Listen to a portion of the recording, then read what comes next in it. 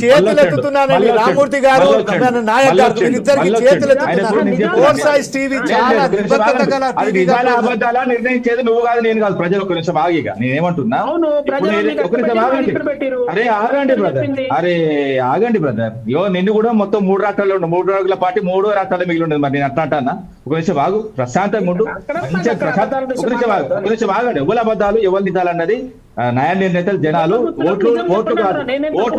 అరే మధ్యలో మాట్లాడదు బ్రదర్, ఇదే కథ. ఇదేంటంటే అవతల మాట్లాడాలి. అరే నిజాలు అబద్ధం నువ్వు కూడా చెప్పని తర్వాత ఇప్పుడు ఏమంటే, అరే ఒక నిమిషం ఆయన ఇవ్వడండి, నేను మాట్లాడుతూ తప్ప అంటారు మళ్ళా. ఎవరికి ఒక్క నిమిషం ఆగండి నాయక్ గారు, ఒక్కటే నిమిషం నువ్వు మాట్లాడే నేను చెప్తాను. మరి ఒక్క నిమిషం ఆగండి బ్రదర్. నేను ఏమంటున్నా అంటే, మేము 9 ఏళ్ళు ఆరోగ్యశ్రీ ఆపలేదని నిజం.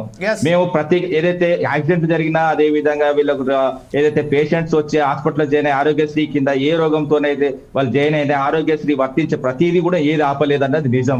ఇంకోటి ఏంటంటే, నిండు సభలోనే ఏదైతే ఆరోగ్యశ్రీ మంచి పథకం రాజశేఖర రెడ్డి తీసుకొచ్చినట్టు గౌరవ కేసీఆర్. అరే ఇస్తున్నానండి. Okay sir, right right sir. ఒకసారి నాయక్ గారి దగ్గరికి కంక్లూడ్ మీ దగ్గర తీసుకుంటాను సార్.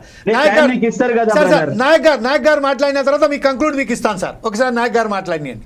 నాయక్ గారు చెప్పండి సార్. సార్ ఇప్పుడు వీళ్ళు ప్రతిదీ చేశామన్నారు కదా, అంటే బకాయిలు ఎక్కడికి వెళ్ళి మిగిలింది?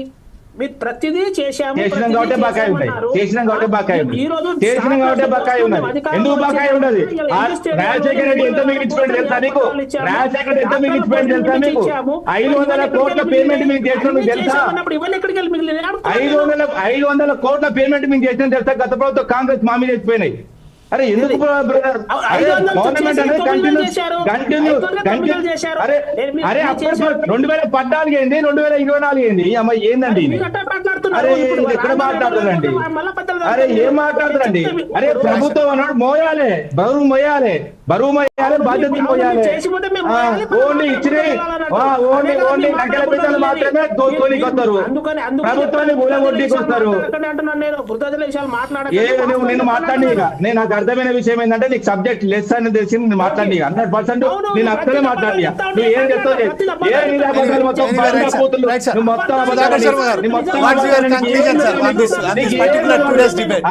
ఆరోగ్యశ్రీ ఎప్పుడు స్టార్ట్ అయింది చెప్పుదాముంటే నీకు. Right. Just we are going to conclude our debate with Sudhakar Sharma's last version on